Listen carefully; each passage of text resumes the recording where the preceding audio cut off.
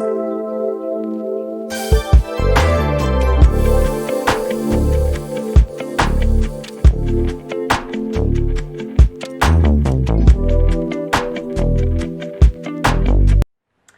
guys, Sussex Squad, welcome back to my channel. I'm so happy you're here. So I wanted to talk about the Invictus Games documentary on Netflix. It is amazing. It's amazing. I'm so proud of Prince Harry. I wrote down some notes. The first thing that I want to just highlight here is that the Derangers, and for those of you who are new to my channel or new to Sussex Squad space, I don't even know what to call it. You might be wondering what Derangers are. They're these people who literally loathe Prince Harry and Meghan Markle, the Sussexes, who called out institutional racism and a lack of empathy for mental health, called out xenophobia, sexism, you know, some of those things in the UK and even in the royal family, and they basically got ousted. They are the people's prince and princess. They are the fighters of the underdogs, advocates for so many different things, for childhood education, for, military veterans, for mental health, for equality of women and education of young girls and women. I mean, all types of stuff, racial equality. Anyway, so I watched Heart of Invictus on Netflix, and it is amazing. I just have to say, as soon as I went online to see what people were saying about it, of course you see the craziness from the Derangers. The Derangers, the first headline that I saw about Heart of Invictus, y'all want to be like, let's be serious, you want to be real? It said something like, Heart of Invictus flops in its first week. Now, first of all, let me tell you a little bit about what Heart of Invictus is about. And if you haven't watched the Netflix docuseries, really watch it, because it'll make you cry, it'll make you laugh, and it's not even a film, like a movie. This is real people. This is real stories. So really heroic people, you know. These are people who had their arms blown off in combat, you know. These are people who literally only have 2 stubs where their legs used to be. These are people who had 2 heart attacks, you know, and they didn't even know they were having a heart attack.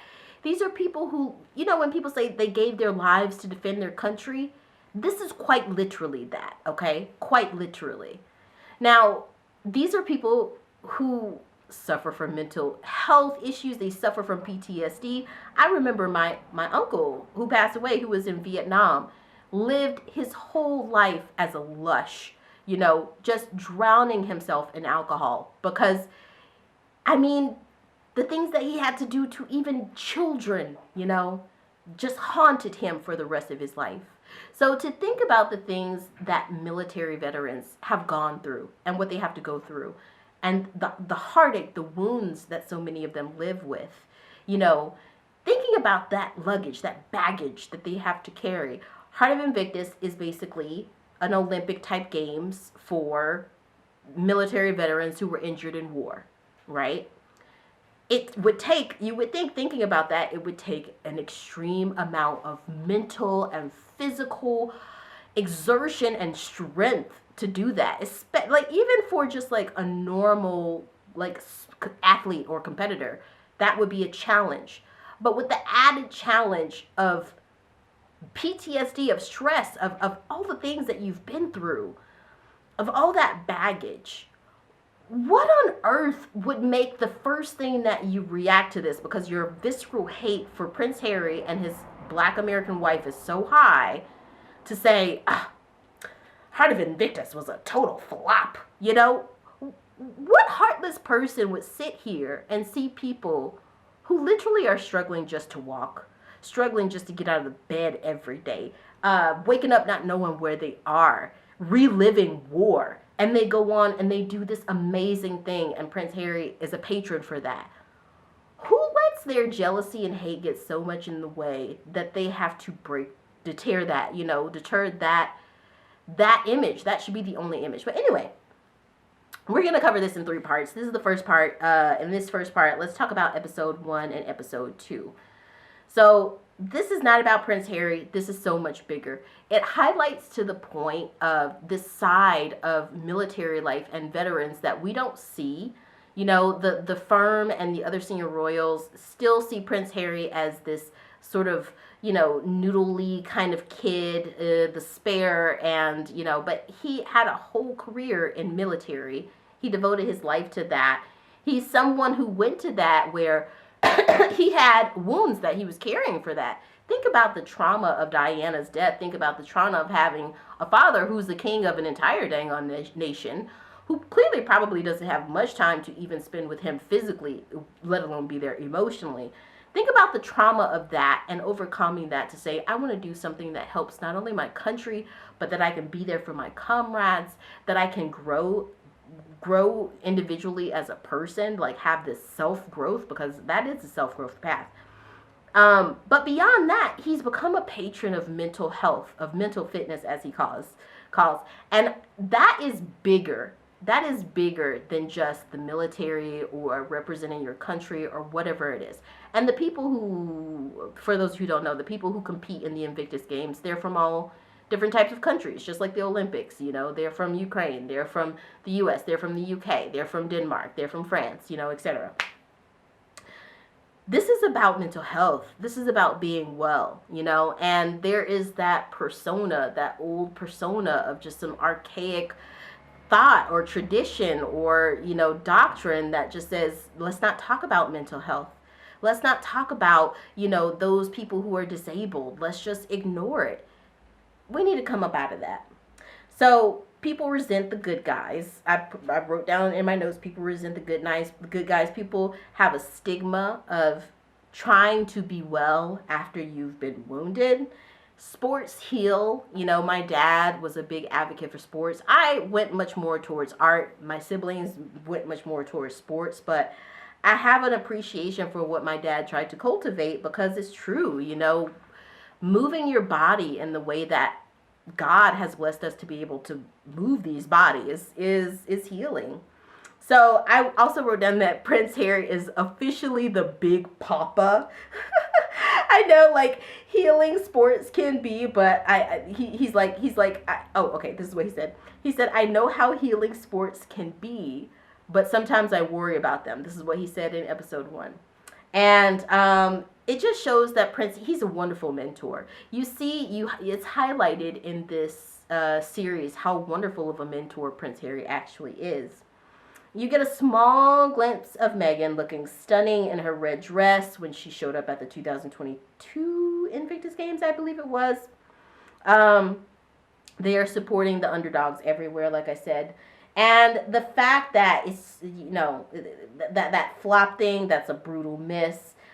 We focus on the different, I won't say characters, we focus on the different people that are being sort of followed during this. These are actual competitors in the Invictus Games. So first you have Yulia Tara Payevska. Hopefully I'm pronouncing that right. Tara is amazing. And Tara is a friggin' warrior. Her and her daughter Anna are friggin' warriors. And they are friggin' angels because they basically, through the Invictus Games, give us a glimpse into the absolute insanity that Russia has put the Ukraine through. I mean, she's a volunteer paramedic and she is a young woman, but she had 2 heart attacks. I won't give you a spoiler. We'll talk about that in part 3, but, you know, she goes through some stuff. She's captured, she's taken to Russia, but and that kind of all coincides with the Invictus Games. We'll get to that. You have Tom Fowle, also Folwell. I don't know if it's Fowle or Folwell in the first episode. He's British. You have Na, who I love. He's from South Korea.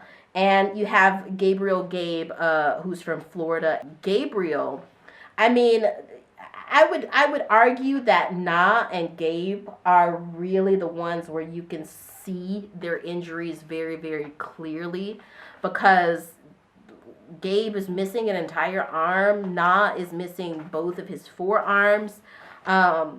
it's real. It's real. You know, like many, I feel like it highlights that wounds come in many forms when it comes to people who have been veterans. And Prince Harry, through the Invictus Games, really helps to show us that, you know, and all the people who collaborate on the Invictus Games.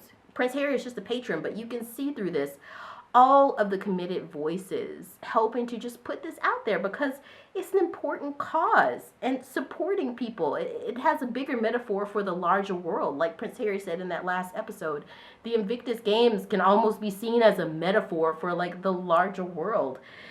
If you just let your wounds, if you succumb to your wounds and just let them overtake you, you know, you're basically out of the game. You have to keep going and turn those wounds into a benefit.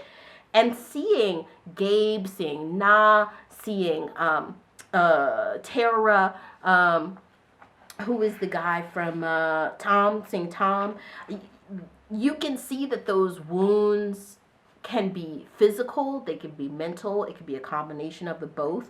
And yet these people take them and exert all of that fuel into sport, and it's amazing. I like how Prince Harry emphasizes that sport and mental fitness not only helps the injured veterans, but also their families. You get to see Gabe and his daughter. You get to see some people with their spouses, their kids. You know, it's like, I can imagine where people, they have these military members of their family, and I have military in my family and my direct family as well. I've seen a little bit of this. I can't say as extreme cases of this, but I can imagine how traumatizing these experiences can be for the families. I feel like I wrote down a note, the Black community and the veteran community. I feel like, you know, we get a glimpse into the veteran community, and there was a time where there were more shows on television, mainstream shows on daytime television that really emphasized military life, and it kind of gave you some empathy for what these people do to protect our borders, to protect our overseas allies and alliances. It's real. It's real. The shows like not only Army Wives or Ghost Whisperers, but even going back in time to shows like MASH, for example. We just don't see that as much today. And so maybe that's also a reason like why people don't really understand, like, oh yeah, this is a real thing. Some of the reason I can enjoy some of the luxuries I have is because there are people out on the front lines. I wanted to kind of highlight that with the Black community. Right now, what's happening on the far right in the U.S., you know, a lot of people don't want to acknowledge the anti-Black sentiment that's weaved into America. They want to just dismiss it and not think about it because it's kind of like, you know, if you don't see it, it's not really there for you. It's the same thing with the veterans. If we don't see all of this stuff, it's not really there for us. And I love the fact that Heart of Invictus puts that forefront for us. I like that you really see this universe that you might not have known about before. So yeah, that's pretty much it. So the episode 2, let's talk about episode 2 a little bit. So you watch it through the lens of these Derangers, and again, it just doesn't make sense to me how anyone could see this. And the automatic thing they could go to is trying to take a shot at Prince Harry and Meghan Markle. It's like, do you not see like the good that this is doing? This is so much bigger than them. So the episode 2 has Casper Holm Henriksen of Denmark, and it's really heart-wrenching where his wife talks about when he had first come home from war and he was injured, and she looked at him, and in his eyes, you know, she didn't see the person that left. She didn't see the husband that had left, and he had changed. And she starts crying. That was really, really real for me. And it really illustrates the results of trauma and PTSD sort of combined. Prince Harry talks about his flying of Apaches, which a lot of people are probably going to want to diminish that and stuff. But it's like, dude, get a life and pull back. Why would you want to invalidate his experiences? It just shows that there's deep jealousy. It also shows a certain insecurity too. You know, I feel like jealousy and insecurity, like Drake said, are basically, you know, almost one and the same. It's like two sides of the same coin. they also just, I feel like a lot of people in the UK who see Prince Harry have the audacity to have causes and interests and passions that he's really committed to.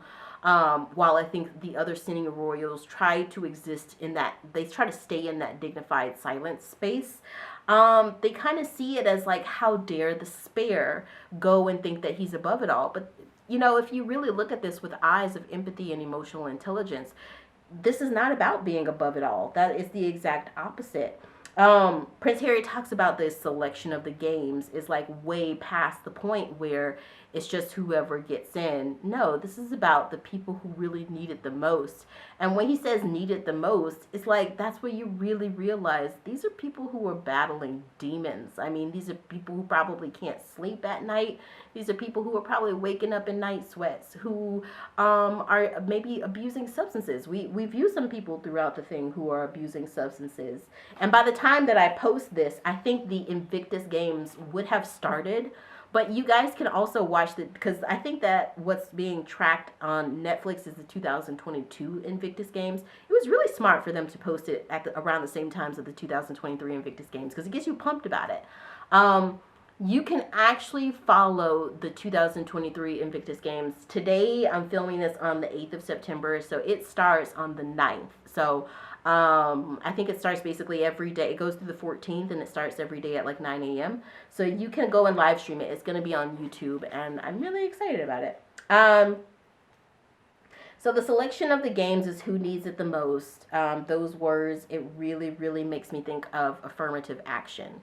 You know, like affirmative action, what the GOP in the U.S. doesn't understand is affirmative action was created to help those people who are coming already with a disadvantage. You know, when Prince Harry says Invictus Games is for the people who need it the most, it's like they don't need this, you know, just to be another trophy on their wall because they did get injured in war, but they're still pretty much 100% functional. No, it's not like that. It's like the people who really need this just for their mental health, their sanity, because it would be this one thing where they can prove, oh my God, I'm worthy. I'm still a person. I still matter. Like that right there. Okay, I also wrote down the thought of psychological. I know I'm like all over the place right now, but I wrote down also like the symbiosis of psychological and mental health injuries. You know, we can have physical injuries, but we can also have mental injuries. And there are many people who take wounds. You know, I think of like, I know this is kind of morbid, but I think of like H.H. Holmes or Jeffrey Dahmer or Jack the Ripper.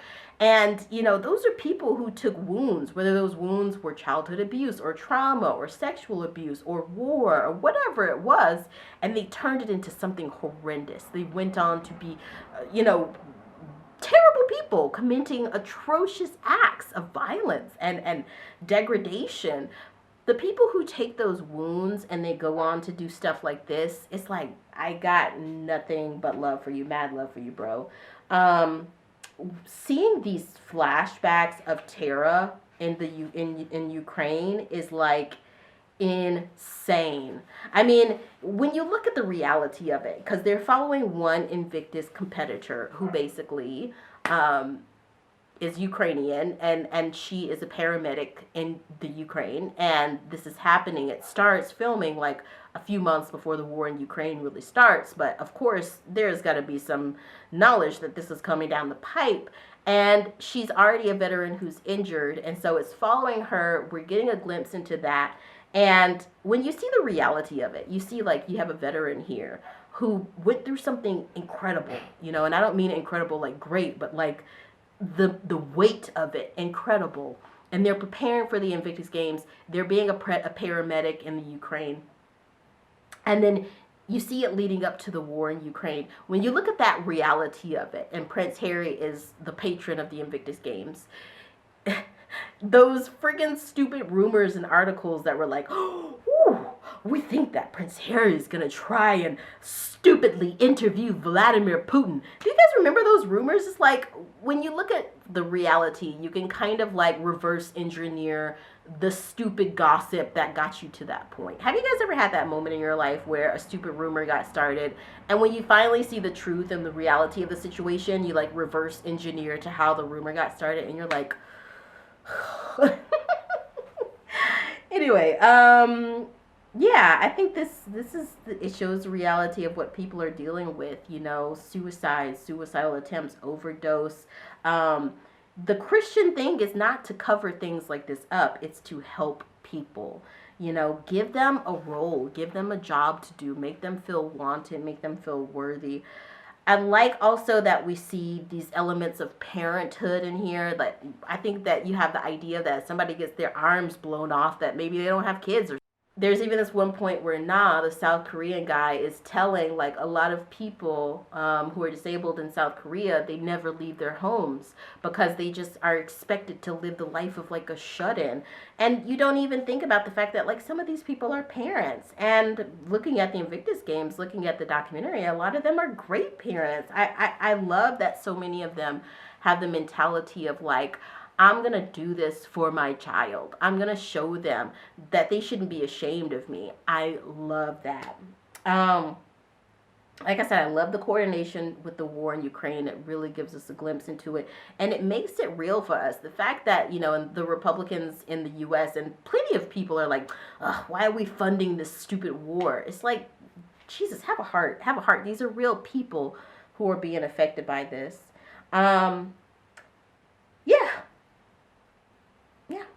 I feel like Prince Harry really, really sums it up really well when he says that the Invictus Games is for the person who's sitting on the couch, who can't get off the couch, who's watching TV every day. And in that sense, he means the person, particularly the veteran, but again, can be a metaphor for the whole larger world. But the veteran who's been through so much stuff, so much trauma, that they don't have the will, the motivation to even leave their couch. They're sitting watching TV all day.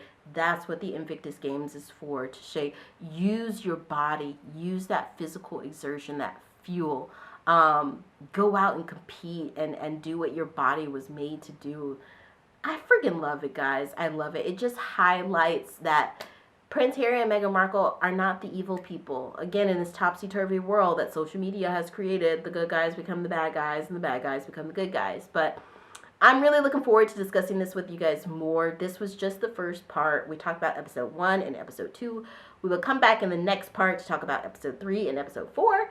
Why am I doing this with my hands?